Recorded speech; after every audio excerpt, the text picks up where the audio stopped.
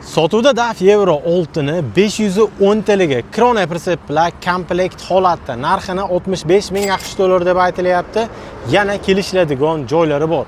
Tigach 2017-yilda ishlab chiqarilgan, bosib o'tgan masofasi 904 ming kilometr masofani bosib o'tgan avtomatik korobkada. Salon ichki holatlarini videoda ko'rishingiz mumkin. Yaxshi holatda turibdi.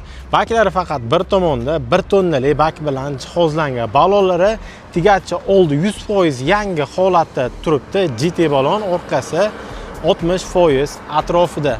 Persepiga keladigan bo'lsak, 2015-yilda ishlab chiqarilgan standart 96 kubalik Krone Persep paletlari mavjud.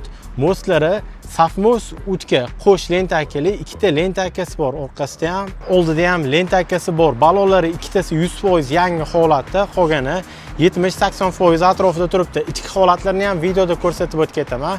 Ko'rsangiz bo'ladi, yaxshi holatda turibdi. Komplekt furaga qiziqqan bo'lsangiz, egalariga telefon qiling, to'liq ma'lumotni o'zlaridan olasiz. Manzil Namangan viloyati, Chus shahrida turibdi. Men servis ichidan syomkani qilyapmiz. Bemalol kelib ko'rib, egalari bilan savdolashib, yana yaxshi narxlarga xarid qilishingiz mumkin. Bu videoni DAF Euro 6 olaman deb qidirib yurgan furachi tanishlarga yuborib qo'yishim esdan chiqmasin. Hammaga rahmat.